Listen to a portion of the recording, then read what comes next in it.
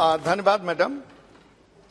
जैसे हिंदुस्तान एक कॉन्स्टिट्यूशन पर चलता है, उसी तरह से जो अपना स्पोर्ट्स खेलकूद है वो एक स्पोर्ट्स कोड बना हुआ है, उस पर चलता है। लेकिन बड़े दुर्भाग्य की बात है कि स्पोर्ट्स कोड बनाया गया था कि खिलाड़ियों का सिलेक्शन हो, चुनाव हो, सब ट्रांसपेरेंट हो, फ्री हो, फेयर हो।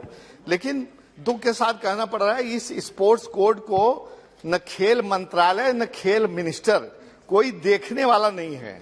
देखिए, एक कहावत है हमारे यहाँ, एक तितलौत की दूसरे नीम पर चढ़ी। खेल कूद बड़ी साफ सुथरी चीज होती है, लेकिन अगर उसमें पॉलिटिक्स हो तो उससे गंदी चीज कोई नहीं होती है।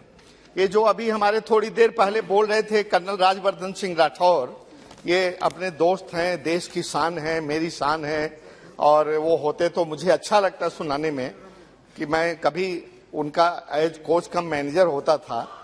और इन्होंने जब स्पोर्ट्स मिनिस्टर थे तो खेलो इंडिया शुरू किया, टॉप स्कीम शुरू किया।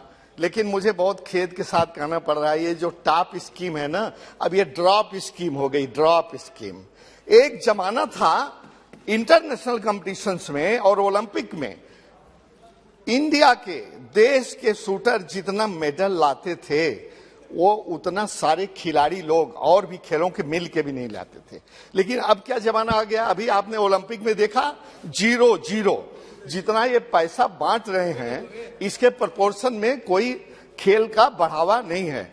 और खेलो इंडिया हो चाहे कुछ भी हो, सब धांधली चल रही है, सब मनमानी चल रही है। स्पोर्ट्स मिनिस्ट्री को न तो देखने का मौका है, न तो स्पोर्ट्स मिनिस्टर को मौका है। ये सब नेग्लेक्टेड चल रहा है मैडम। मैं कहना चाहता हूं दूसरी चीज, ये जो खेल मंत्रालय का अधिकारी है ना, बड़े एरोगेंट हैं, रूड हैं। एक डिओपुटी का एक नियम होता है, कानून होता है, डिकोरम होता है, एटिकेट होता है।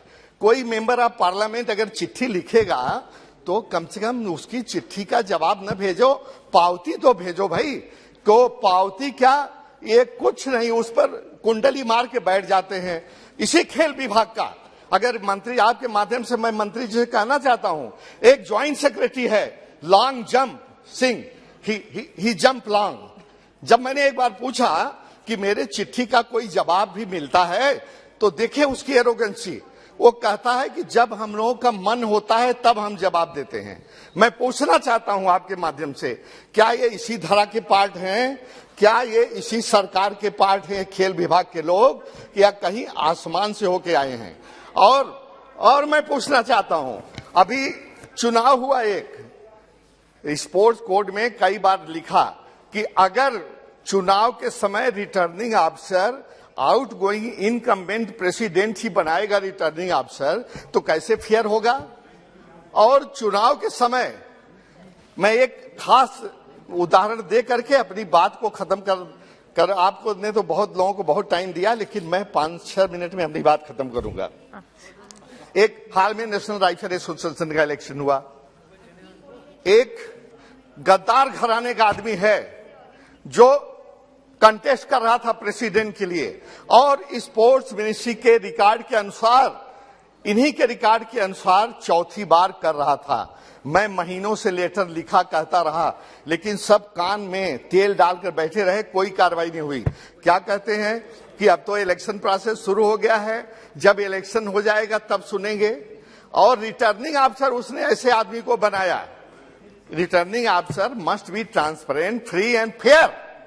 एक जस्टिस, हम नाम यहां लेने का मनाही है, लेकिन पंजाब और हरियाणा हाई कोर्ट का एक जस्टिस को रिटर्निंग ऑफिसर बनाया। जो कंटेस्टिंग था, आदमी कंटेस्ट कर रहा था, उसके फादर ने पंजाब गवर्नमेंट के विजिलेंस कमीशन का चेयरमैन बनाया।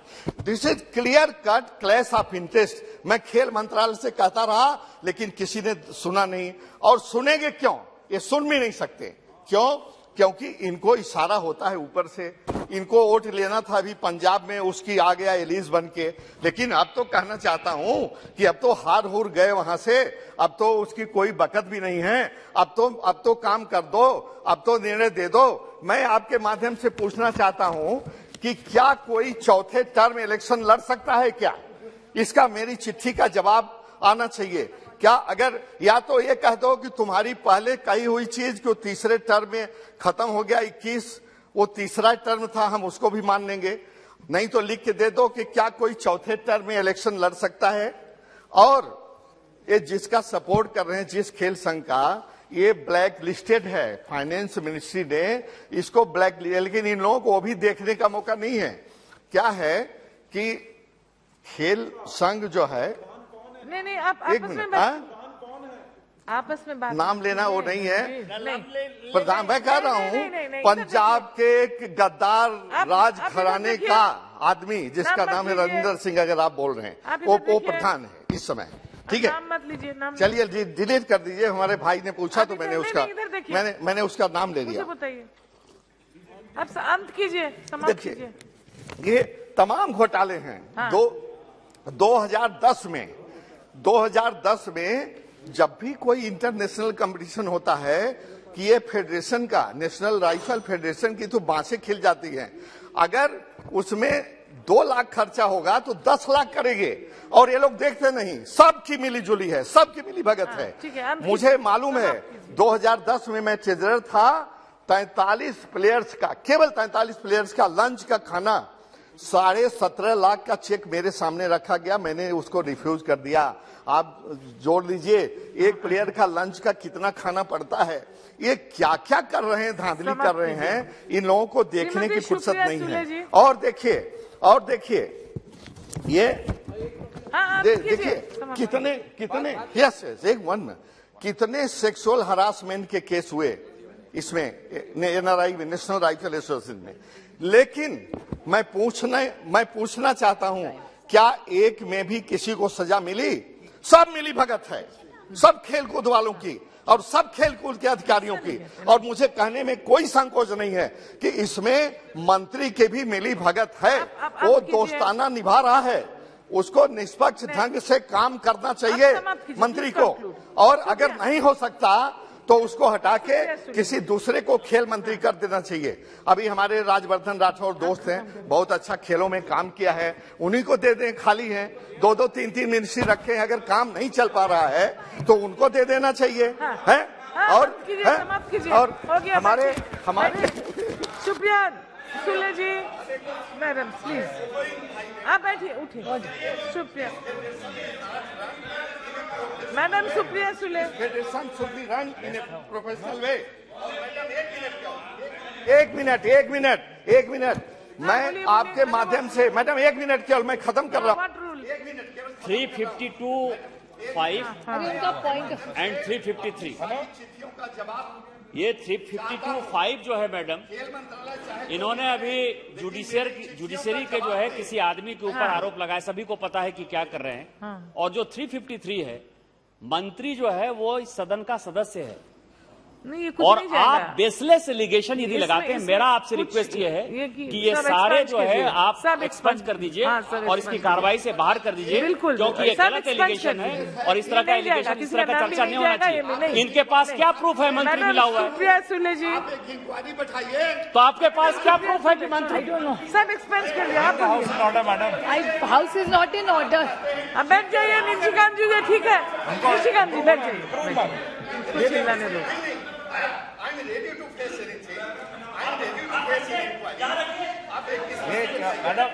ठीक है स्पीकर साहब डिसीजन लेंगे, अभी इसको देखेंगे। स्पीकर साहब आप बैठ जाइए, स्पीकर साहब देख के आपको बताएंगे, आप बैठ जाइए। सुप्रिया जी आप स्टार्ट, प्लीज स्टार्ट। एसोसिएशन से मेरा कोई वास्ता नहीं है, लेकिन एक खेल मंत्रालय उसको चलाया जा रहा है। आप बोलिए। नहीं 10 पॉइंट है मेरे पास, 10 पॉइंट है। अच्छा स्पीकर साहब देख के आपको बताएंगे, अभी आप बैठ जाइए प्लीज, कृपया बैठ जाइए, कृपया बैठिए सर, आप कृपया बैठिए। अभी सुप्रिया जी का टाइम नहीं, आप कम कीजिए।